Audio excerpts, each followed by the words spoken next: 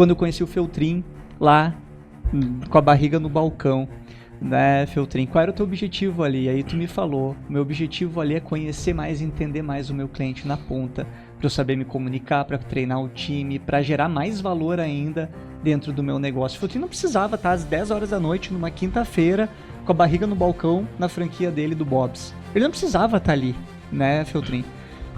E assim, isso mostra o quanto que é importante nós empreendedores entendermos o nosso cliente. Não é porque tu tá lá no estratégico, né, no topo da pirâmide, que às vezes tu não vai ter que descer no operacional. O Flávio Augusto traz muito isso, né? Ele fala, cara, é bobagem tu achar que tu não vai entrar no operacional, que tu vai ficar só no estratégico, que tu não vai precisar ir lá visitar um cliente estratégico, tu não vai precisar buscar um parceiro estratégico. Tu vai ter que estar sempre vendendo, independente do lugar e do andar que tu esteja no teu negócio. Qual é a tua visão sobre isso, Feltrin? Bom, primeiro, entre aspas, a dica do ciclo aqui, que é: os compradores gostam de comprar de quem ama vender. É ou não é? E aí eu tenho um primo, que é teu primo também, o Edmilson Bagatini, da Sementes Feltrin. Ele criou uma das primeiras empresas que colocou a meritocracia em prática mesmo, com padrão, com checklist, com auditoria e tudo. E ele diz que a administração ela deve ser em loco. Você precisa andar por toda a empresa, conhecer a concorrência, né? Para daí você poder saber fazer algo diferente que vai chamar a atenção. Então, quando eu tô com a barriga no balcão, que é o que eu gosto de fazer também, eu tô com um olhar 360 graus incrível, me colocando no lugar da pessoa. O tempo tá certo, o que está sendo oferecido vai entregar a expectativa do cliente, assim como você surpreendeu os teus clientes. Então, sempre deixar uma margem para surpreender. E a gente tem que entender também que a gente precisa contar com a tecnologia, né? A gente precisa entender que nós não estamos mais fora de algo que também pode nos ajudar como ferramenta. Por exemplo, vou trazer um caso para o meu ramo de casa na praia, por exemplo. Quem compra casa na praia em Xangri-Lá de alto luxo? São pessoas de 40 a 60 anos, moram na Grande Porto Alegre e na Serra Gaúcha. Não adianta tu ficar colocando muito tráfego pago lá nas cidades da fronteira. Tem gente com dinheiro lá, mas quem mais está comprando são esses aqui. E você precisa otimizar o teu recurso. Então, tem uma série de questões, mas nada muda o relacionamento. A empatia, o atendimento e você tentar, de alguma forma, superar a expectativa do cliente. Isso não é fácil. Eu digo que se tu fizer o feijão com arroz bem feitinho, já te dá por satisfeito, porque as pessoas não fazem nem isso. Então se vê muito pouco treinamento para as equipes e se vê uma troca, né, um turnover muito grande e você não consegue reter, aí você tem que treinar de novo, o custo aumenta e fica um vínculo vicioso, né? Então você precisa reter a tua equipe. Se vocês disserem assim para mim, qual é o segredo, né, do Feltrin Group de 42 anos com sucesso, e todos os anos a gente cresceu, independente de crise, de qualquer situação, pode pegar nossos balanços, nós crescemos todos os anos nesses 42 anos, não teve um ano que a gente foi mal independente da crise, a gente sempre pode ter crescido um pouquinho, mas cresceu. Qual é o segredo? Equipe. Treinamento de equipe, investir, tu tem que ter um budget, né? Uma cartucheira ali que vai só para treinamento de pessoas. Boa. E sabe algo interessante, Feltrin, que tu trouxe agora, juntando com isso, né? Tu tem vários negócios diferentes. São 23 negócios, é o maior ecossistema, acho, do Rio Grande do Sul, de negócios diferentes, né? Família familiar pode ser que seja o maior. E assim, são diversas empresas, diversos cenários. O que se repete em vendas dentro dos negócios? O que não muda? Né? O que se repete ali dentro de todos esses negócios que não muda de jeito nenhum falando-se de vendas? Para ajudar, né, quem está nos assistindo, o que muda? O que não muda? Não muda nada. Vendas é vendas. Você precisa entender que precisa ter um produto que você acredite, você precisa conhecer o produto, precisa ter empatia e tu tem que se colocar no lugar do cliente. E esse resultado precisa ser mais poderoso ainda. Esse cliente é a tua grande propaganda. Não é o que tu gasta no jornal, na rádio. Aliás, esses veículos, nada contra ninguém, tá muito caro, né? Então fica difícil hoje. Por que tá todo mundo indo no impulsionamento? Porque as redes, as mídias naturais, as antigas, ficaram caras. Então teu custo menor de propaganda é o teu cliente. Olha quanto isso é poderoso, cara. E assim, tive acesso a alguns números em relação à atração de novos clientes recentemente, né? E aí mostra que 40% dos novos clientes que uma empresa atrai é recomendação, e indicação e parcerias. Então o networking, aquilo que a gente falou antes, é o valor do networking. E na última ponta, né, 5% apenas representa a oferta de preço. E ali no meio disso, 20% pós-vendas. Então o atendimento pós-vendas favorece em 20% dos clientes novos. E aí tráfego pago, marketing, 15%.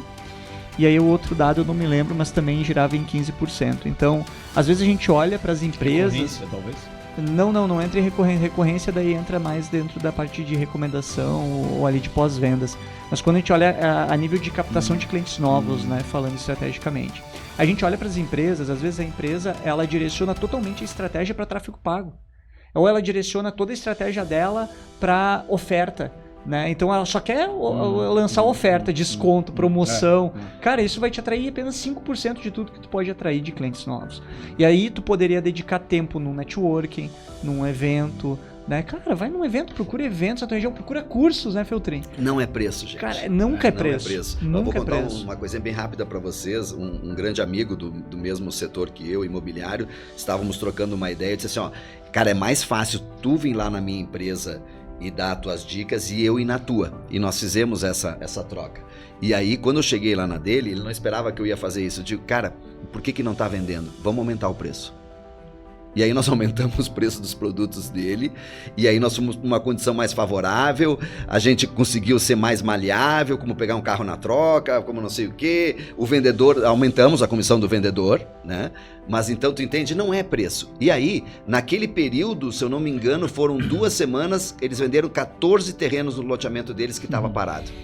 E nós aumentamos o preço. Não estou dizendo que isso é uma regra, mas não é o preço, gente. Esqueçam o preço. Né? Encontre as fortalezas do teu produto, compare com a da concorrência e veja como você pode resolver a dor do teu cliente, o problema do teu cliente, ou então que aquilo seja o investimento da vida dele, né? Ou então o prazer, né? Então é simples assim. E assim, interessante porque o Edu trabalha muito qualidade também e não preço, né, Edu? E eu falo sempre assim, né, até nos treinamentos de vendas, nas mentorias, quando eu olho para o negócio, a gente olha estrategicamente para ver como que a empresa está se posicionando. Porque hoje as empresas podem se posicionar por qualidade, ou eu ofereço o melhor produto, ofereço o melhor serviço. Então, quando eu já ofereço qualidade, cara, eu já não vou brigar por preço por me posicionar por alguém de qualidade.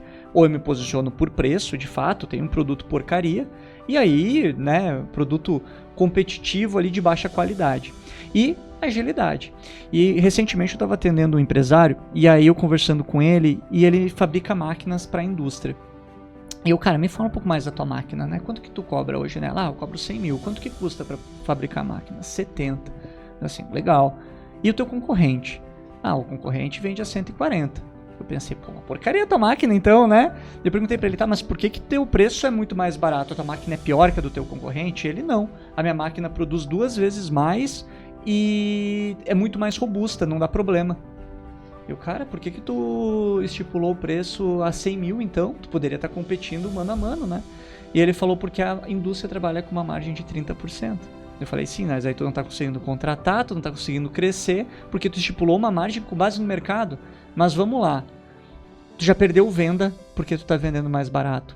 E os clientes achavam que eram pior do que a do meu concorrente porque era muito mais barato. Imagina, mais de 40% de diferença de valor. Então, o preço não é o que vende, nunca é. E a gente prova isso, né, dentro dos nossos próprios processos de venda, do nosso clube de mentoria, dos nossos treinamentos, dos produtos que têm um ticket um pouco mais elevado. Nunca é preço e tudo é posicionamento. E o Edu também está aqui para falar disso, porque o Edu ele traz muito a qualidade no processo de vendas e com certeza ele bate de frente com clientes que querem preço também. E se tu se posiciona como alguém de qualidade, entenda uma coisa, nem todo mundo é teu cliente. E tu precisa entender isso em vendas. Tu não vai, no teu negócio, dependendo do que tu vende, não vai ser para todo mundo que tu vai vender. E se o teu cliente quer preço e tu não se posiciona, né, tu simplesmente se posiciona por preço, o cliente vai te comprar por preço e vai te trocar por preço. Mas se tu se posiciona por qualidade e tu entende que aquele cliente que só quer preço ele não consegue enxergar o valor daquilo que tu gera, talvez ele não seja teu cliente. E aí, às vezes, é muito melhor tu parar de perder tempo com ele e seguir para um cliente que, de fato, quer comprar valor e não preço. Rafa, posso eu te fazer uma Pode. pergunta, aproveitando também isso? Olha só, quanto é... Ah, não tá nada programado, tá, pessoal? Eu nem sabia que eu ia fazer pergunta. E tem testemunha aqui. Quanto é a tua mentoria de entrada para mim poder pegar o teu acompanhamento? Hoje a nossa mentoria para acessar o clube começa em 45, tá? Mas a cada 5 pessoas que entram sobe 5 mil. Então a gente só tem mais 2 títulos de 45 mil, aí vai subir para 50 e sobe para 55 o ano. Tá, olha só, se eu contratasse a tua mentoria e fosse 45, eu tô falando sério, eu te daria 50. Tá. Por quê? Porque eu gostaria que tu fosse a pessoa que cuidasse com mais atenção comigo, entende? Eu vou te dar um exemplo. A gente sempre, quando vão entregar uma pizza pra vocês não dão 5 ou 10 pila pro cara? Né? Nunca dá 2, né? Porque é 2 também, né? Mas a gente dá, né? Por que tu não dá 100 pila pro cara que tu vai abastecer e diz pra ele, bota 90, 10 é teu? Então eu faço isso todos os dias da minha vida. Vocês não têm ideia do que isso acontece. Isso é abundância, cara, né? é só alegria. Vocês viram um cara na internet que ele finge de vender um produto, daí ele dá o produto pra pessoa, dá mais dinheiro, não sei o quê. Viram aquilo lá? Imagina a felicidade daquele cara. E ele tá sempre ganhando, né? Claro que ali ele tem também uma estratégia, né? De ganhar seguidores. Mas eu tô falando do fundo do coração, de ajudar todo mundo. Ontem ajudei a Mafa, ontem ajudei o Mão Amiga, antes o Recanto dos Idosos, tu sabe? Mas não é só porque eu me sinto bem, quem ganha sou eu. Então a gente tem que também ter isso nas vendas. O teu cliente, cara, é teu amigão. Se ele não sentir que tu é amigão dele, ele vai lá comprar de qualquer outro. Porque são todos vendedores iguais. Não pode ser igual. Então bom. Por isso que eu quis te dizer essa questão não precisa ficar pechinchando. Cara, acredita naquilo que tu tá comprando. E aliás, dá até uma gorja pro cara. A gente tá sempre instigando, ferrando o nosso fornecedor, sendo chato, na verdade. Vendedor não pode ser chato. Exato. E você tem que ser assim na vida também, né? É gerar valor para ser visto como alguém de valor, né? Quando Perfeito. A gente senta na mesa para vender uma mentoria, eu sento na mesa, primeiramente, principalmente quando a gente vai vender uma mentoria de ticket mais alto, eu sento na mesa para entender o cliente e ajudar o cliente. Então, eu não vou oferecer nada para ele antes de resolver um problema dele. Eu tenho que gerar ROI. O meu foco com o meu cliente é fazer com que o dinheiro, o valor que ele vai investir, seja 50 mil, seja 100, seja 200, retorne em 3 meses para ele. E a gente gera o ROI de 3 meses. Eu sei. Então, o ponto principal é, cara, sentou na mesa, foca em ajudar o teu cliente, foca em servir. Eu acredito muito que propósito é tu servir as pessoas a partir do que tu é. Se tu tem o domínio de um produto, de um processo, de um projeto, de um serviço, seja do que for, da tua área, se tu tá vendendo aquilo ali, porque vender uma solução e resolver um problema, né? Tu tá ali para resolver um problema do cliente. O cliente quer água, eu tenho a garrafinha, tá aqui, eu tô resolvendo, tô matando tua sede, tô resolvendo um problema. Se eu tenho um know-how para isso, eu tenho conhecimento para isso, eu me coloco na frente do cliente, com todo esse meu conhecimento, com a experiência de mercado, que nem a experiência do Edu, 28 anos, trabalhando na mesma área. Cara, o know-how que se tem, o quanto que tu não pode virar de ponteiro no cara numa conversa ali, dando um direcionamento para ele sobre o que ele pode fazer, talvez não seja nem comprar a tua célula, mas uma dica que tu dá pro cara já às vezes pagar a conta, dependendo do tamanho da empresa. E agora, se o vendedor vai lá para vender, tá ferrado. Porque daí ele vai ficar oferecendo. Ele vai ser o vendedor chato. Sim. Não é.